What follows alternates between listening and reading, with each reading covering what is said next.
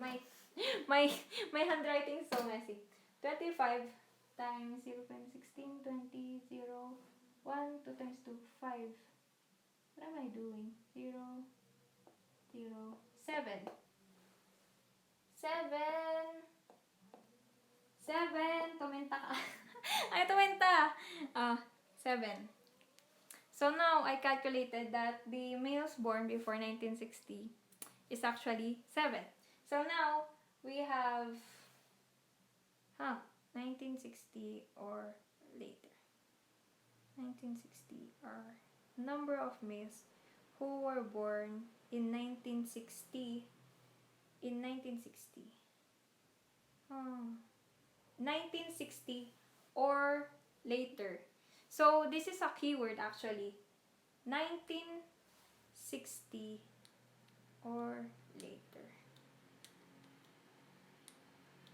1960 or later. Born before. This not good. 7 were born before 1960. So 11 males minus 7 males who were born before 1960 will be the value of the males born in 1960 or later, which will be 11 minus 7. 11 minus 7 will be, I'll just write it down, 4. So meaning these values are actually equal.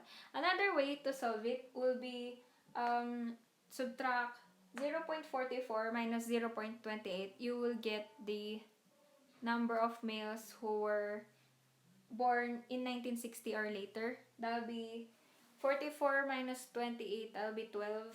0.12 times 25. You will also get 4. And then from there, you would know that 4 is equal to 4. Hence, the answer is equal. Big brain. Okay.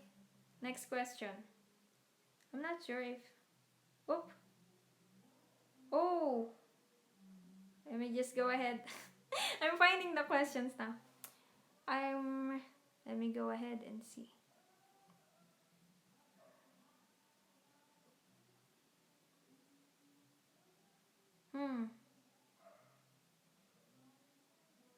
Let me just go ahead and...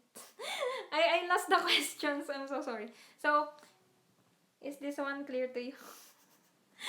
I really solve like this. I solve like a madman. I solve like a mad scientist. So, let me just go ahead and find the questions again. The second method is what I would know. What would I normally go with? So, that's big brain method. It depends because, it depends on how fast you calculate. Because if you can calculate these values fast speed, even if you go with the first method, you would still be able to know the correct answer. But yeah, if you have like problem like me, arithmetic, like very slow arithmetic and very careless, because the more you do, the more likely you're likely to commit a mistake, right? So now we're going to just subtract the probabilities in order to get the correct answer, then compare them with another. That's big brain move, Tito Jeriel. Star. Star. Okay, let's see here. Just trying to... It's very hard to see on my phone. My phone is very small, and I'm using my other phone to stream. So please excuse me for reading the questions slowly. Okay, let's see here.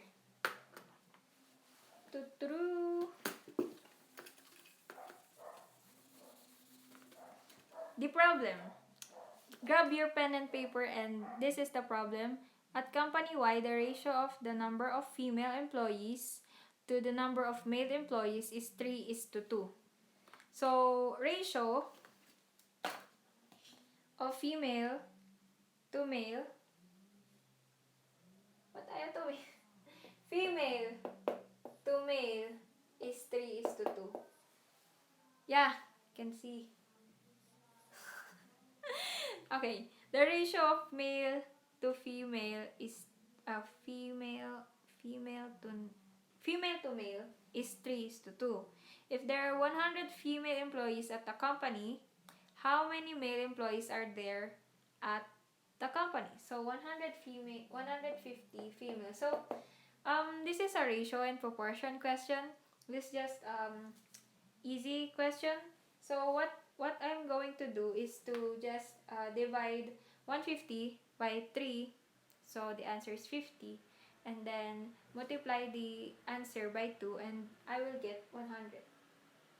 So the answer for this question is 100. And as you can see, if you simplify 150 is to 100, you will get 3:2. So that's how you check if this value is correct. So the number of male will be 100.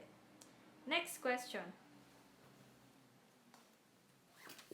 Let's try answering them quick. If A minus B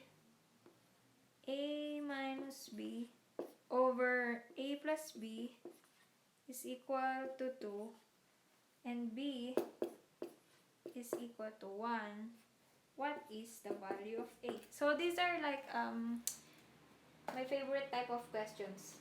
We're not asked to compare anymore, we're just asked to solve these. So what I would do for this equation is not algebra. I would just go ahead and substitute B to the equation and try to find out the value of A. So if B is equal to 1, go ahead and then I will be left with A minus 1 is equal to 2 times A plus 1. A minus 1 is equal to 2A plus 2. I will just isolate A. Move A to the right side. A is equal to negative 1 minus 2, which is equal to negative 3. So the value of A is negative 3. Very, very quick maths. See, I'm faster if it's like this. I don't like comparison that much, but yeah, it's faster if it's like this. Next question. Oh, next question is another word problem. So I will be reading to you the problem so that you could cross multiplication. That's also a way, but it's the same. You just divide this other thing to the other thing and then multiply. That's why it's cross multiplication. But if it's like that when you solve it, then good for you. It's speed. The more you're familiar with it, the more you speedily the more your speed is, the more quickly you're going to solve the problem. So I will be reading the word problem so that you could go ahead and try to solve it on your own, and I will be explaining after I read it. So the word problem is: the floor space in a certain market is rented $15 per 30 square feet for 1 day.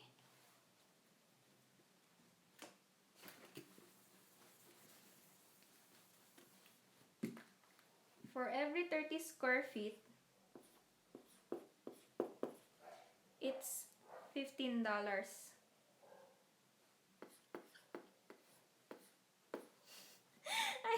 My handwriting is very messy because I'm like this when I solve math problems. My handwriting is very messy. So you can understand what I'm writing, but so 30 square feet is equal to $15 and for 1 day. In the market, Alice rented a rectangular floor space that measured 8 feet by 15 feet. So Alice rented 8 by 15 feet rectangular floor space, and Betty rented a rectangular floor space that measured 15 feet by 20 feet. 15 by 20. So 8 by 15 is rented by Alice, and then Betty rented 15 by 20 feet rectangular floor space. If each woman rented her floor space for 1 day, how much more did Betty pay than Alice? So let's try to calculate this equation. 8 times 15 will be 120 square feet. So Alice rented 120 square feet of apartment, and then we would know the price of this if we divide we divide this by 30 and then multiply 15. That's what I would do.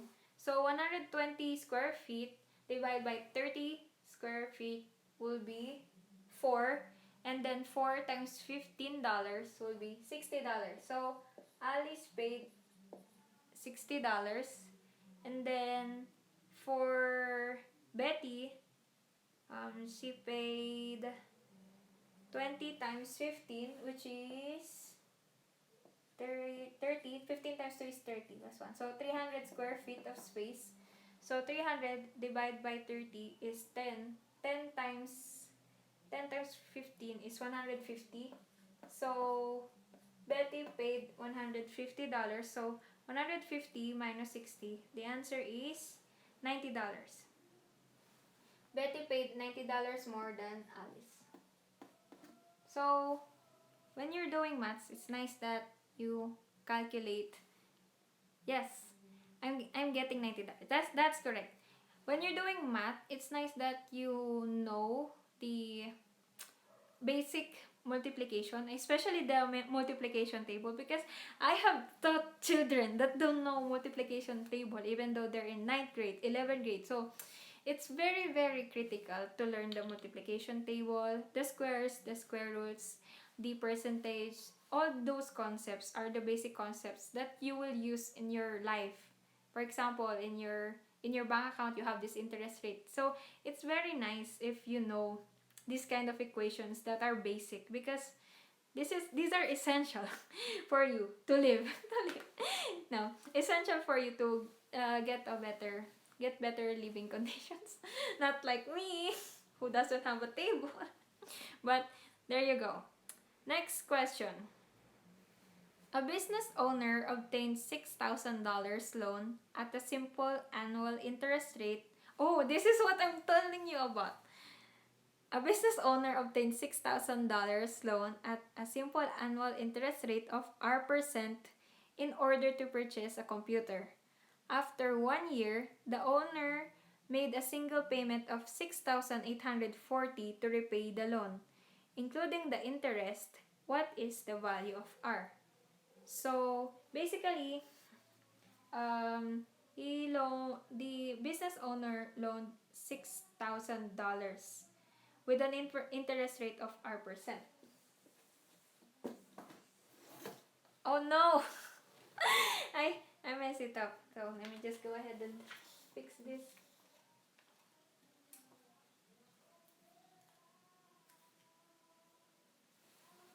Guminasay! So may masen my class.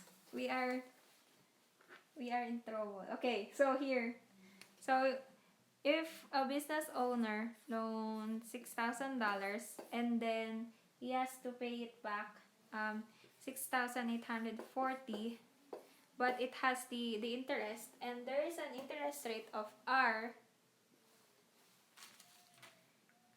What is the value of R? So basically, the difference is basically what the interest is, right? So we just have to compare 6,000 with the value of the interest, which is 840, because 6,840 minus 6,000 is 840. So the interest is 840. And what values here correspond to 6,000? So 6,000 is R. What percent of 6,000 is 840? So R% of 6,000 is 840. So just go ahead and calculate this value. We can go ahead and use a calculator for this problem. So 840. divided by 6,000, which is 0.14.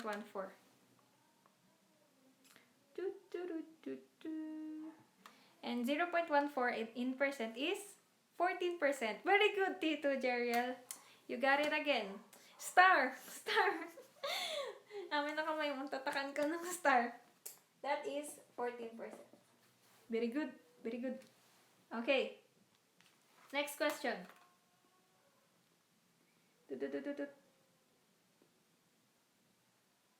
Oh. For the following question, use the grid to enter your answer. Oh. Just go ahead and try to... This is... there are many equations here. Let me just go ahead. Other equations. There are many variables. Just go ahead and show you what I'm seeing. I wish I have OBS so I can just easily show you the this L 2xy, this M 1 2 3 x y. So we have list L 2xy and list M containing 1 2 3 xy. If the average or the arithmetic mean of the three numbers in list L is 10 over 3, so the mean, I told you earlier what the mean is. The mean is the average. So if the mean of this one, mean is equal to 10 over 3, what is the average of the 5 numbers in list M? Okay. Go ahead and try to solve this one. So, since this is the mean, we know that 2xy, actually xy should just be one number, but for the sake of the mean, because mean is counting how many numbers or variables are present there, we have to separate x and y. So now, we have 2 plus x plus y over 3 is equal to 10 over 3. Meaning 2 plus x plus y is equal to 10. Now we know that x plus y is equal to 8. And now this is 8. So 1 plus 2 plus 3 plus 8 over 5 will be the arithmetic mean of list M. I'm so sorry if I'm fast, but this is how I roll. 1 plus 2 plus 3 is 6. 6 plus 8 is 14. 14 over 5 will be, I think that will be the answer in the quiz, because it's just saying here a 14 over 5. So we're supposed to put a slash sign. So it's okay if we don't get the decimal value, which is 2.8. It will be 14 over 5 if I'm not mistaken. Let me just go ahead and check. Yeah, it's 14 over 5. So, yeah, I just assumed x plus y is one value, which is 8, and then plug it to the equation. But considering into account that x and y are two separate variables, hence, when I plugged in the arithmetic mean equation, it will be 1, 2, 3, 4, 5 digits. So, the sum of all the numbers over over the number of the values that are present. The number of values. The number of values that are present. There we go, arithmetic mean. This is how I relieve stress. That's why I said I'll watch. Same. Actually, if you can solve like math equations, it can relieve stress. But it can stress you out as well if you're getting wrong answers or if you can't get the correct answer. So, it's a double-edged sword. Math is a double-edged sword. Let's try to blitz through all these equations. I'm not stopping until I finish all of these. So, next question. Okay, says here, which of the following inequalities have at least one positive solution and at least one negative solution? Indicate all such inequalities. So, I will show you all the inequalities. 5 over 3x is less than x. X cubed is less than x. And the other inequality will be x minus 6 is less than x minus 7. Okay. This is 1, this is 2, this is 3. Hindi kita. Okay, so let me just go ahead and tell you again. 5 over 3x is less than x. The second equation is x cubed is less than x. And the third equation is x minus 6 is less than x minus 7.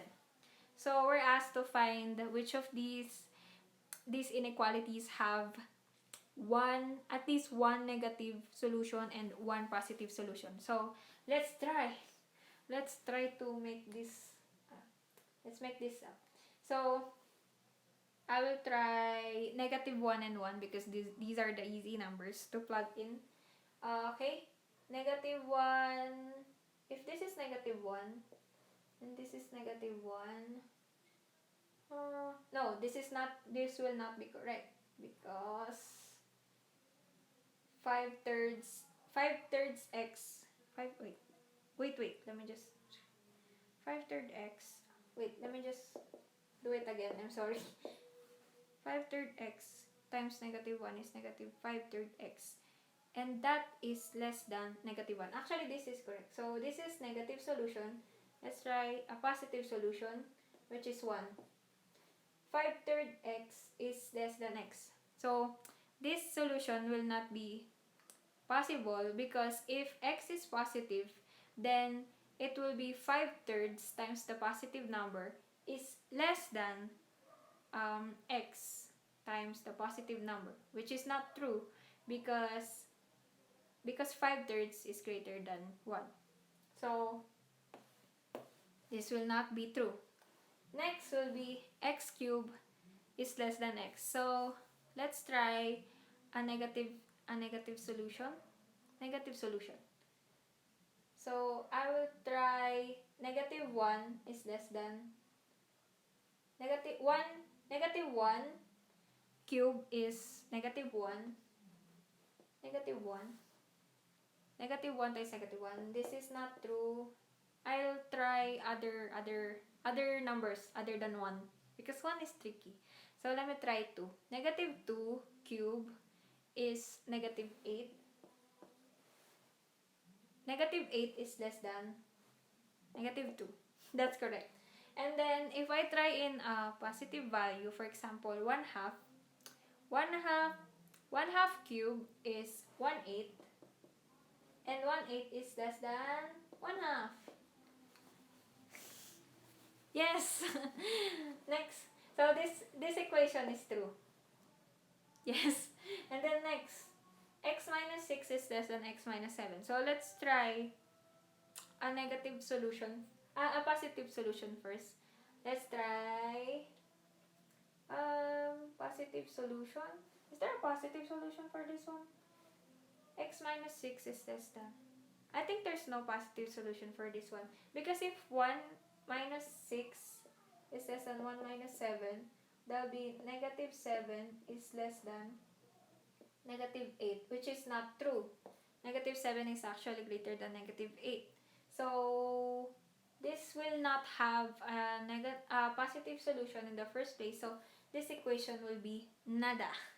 I'm just crossing out these equations. So therefore, our answer will only be x cubed is less than x. That equation has both positive and negative answers. So let me just go ahead and check the next question. Next question.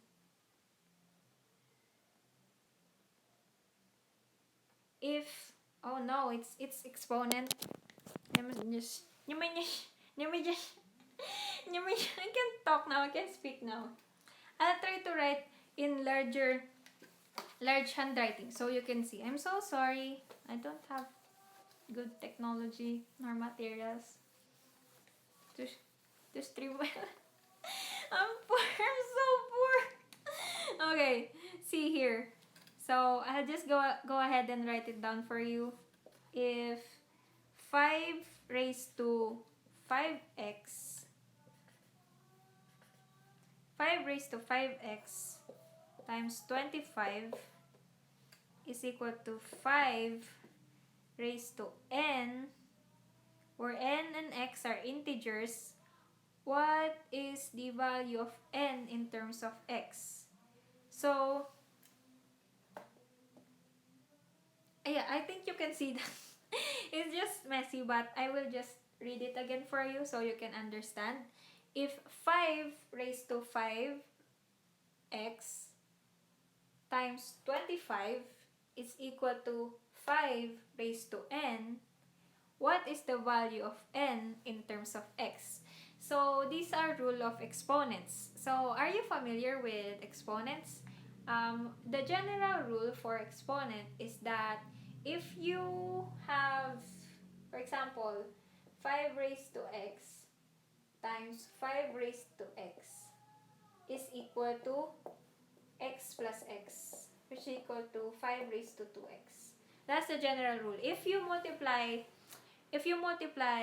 a base that is the same, and then you just look at their exponents and add their exponents. So if you multiply something with the same base, which is, for example, 5, you just have to add their exponents. So we're going to follow that rule. So general rule, that's what's important in math.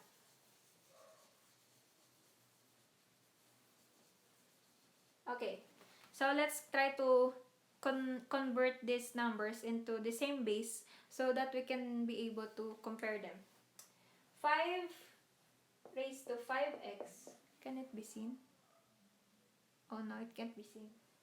Let me just go ahead and put more 5.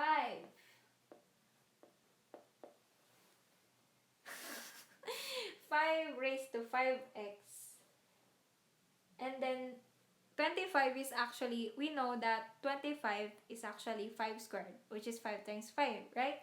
So this is 5 squared is equal to 5n. So we are asked to say what is the value of n in terms of x. So based on the rule that I have given you earlier, 5x and 2. So basically, we're just looking at the exponents now because we don't care about the base anymore because they're just all the same. So therefore, 5x plus 2 is equal to n. There we go. That's the answer. That's correct, Tito Jeriel. Very good. Another star. Punong-puno ka na ng star. I just put star on your cheek. Your cheek. Okay. Very good, very good. Next question will be, let me just go ahead and find the next question. Oh no. This is hard questions. Should I skip them? Because I think I should just skip these questions because these are very complicated ones. So I'll skip the complicated ones because we're gonna waste our time trying to give you the given information. So I'll just go ahead and skip these questions. Let me just go ahead and find easier questions to discuss. How sad for the base. It's not being cared. No, it's not being cared because we're done taking care of it. We're done taking care of it. Okay, it's now in a stable state. So base is okay now. He can handle himself. He can handle himself. So don't worry, love PSK. Base is okay now. So the next question. Da-da-dan. Word problem. If the 180 judges appointed by a certain president of the 180 judges appointed by a certain president, 30% were women. Da-da-dan. So there are 180 judges. Can you see? Okay, there are 180 judges, and then says here that 30% are women, and 25% were from minority groups. 25% were from minority groups. So I'll just label it as minority. And then, if 1/9 of the women appointed were from minority groups, 1/9 are both women and minority. This is actually my favorite question. How many of the judges appointed were neither women nor from minority groups? So how many were men and not minority? I would answer this using Venn diagrams because Venn diagrams are easier. Venn diagrams are easier to visualize. So let me just go ahead and set. Let's set the values for this one, because we know that our numbers will be integers because there are only whole people. There are no half people. No half people. Except manananggal. Pero, let's just assume that the number should be integers because counting numbers rather than integers. Walang negative na tao. So there we go. 30% are women. So what's 30% of 180? 30% of 180 is 54. So we know that 54 were women that are either minority or non-minority. We just know that's the women. Women. So 180 minus 54, that will be the number of men that are pwedeng minority, pwedeng hindi. So 126. So now we have woman is 54, and we know that there are 126 men. So 25% of that 180 is actually minority group. So that's 45 people are belong to the minority, and then 1/9 of the women belong to the minority. 54 over 9 is equal to 6. So you just go ahead. 54 over 9 is equal to 6. Tama naman. 54 over 9 is equal to 6. So we know that out of the 54 women, there are 6 there in minority. So let me just go ahead and draw a Venn diagram for you to understand.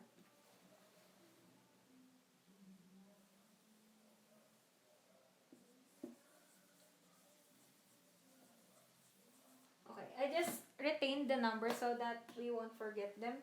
So for here, let's just assume that there are just two types of gender for this problem, okay? We have female, male, women, when. So here, we have man, and then women, and then minority.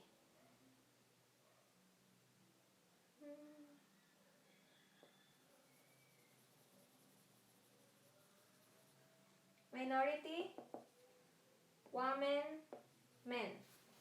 Okay, so this is what my Venn diagram looks like. So there are no there's no intersection. There's no intersection here. So let's just assume that the number of women is separated from the number of men for this problem, and then for the minority, we just have to have this part here. So we know that the number of women total is 54, but the minority is actually 6. 54 minus 6 is 48. I'm just going to draw Venn diagram. Next. So we're okay with 6 now, and we're okay with 54 now. Now we will try to put 45. 45. Oh, what's that 45? Oh, 45 is the total number of minority among those 180 judges. A mess. Sako, you're a mess. It's okay. So among 180 judges, there were 45 minority. Hence, we know that this block here should have a total of 45. And then the men is 126. So, let's try to calculate for the number of men which are part of the minority, which is 45 minus 6. And that's 39. 45 minus 6 is 39. So, we now know this part because this is x. This is the hidden value that's being asked of us to calculate. Now we know that since this is 39 and the total number of men is 126, now we just have to calculate 126 minus 39. And the answer is 87. So, we now know that the answer is 87 based on this beautiful Venn diagram. I'm regretting life choices. But this is how I solve it. This is just blitz solving. So, penmanship is really not regarded. Not regarded. Okay, next question. Oh, Kinakirakat is here. Hello, Kinakirakat. Good evening. We're just trying to finish math problems here because we love math. Next question. If an integer is divisible by both 8 and 15, then the integer also must be divisible by which of the following?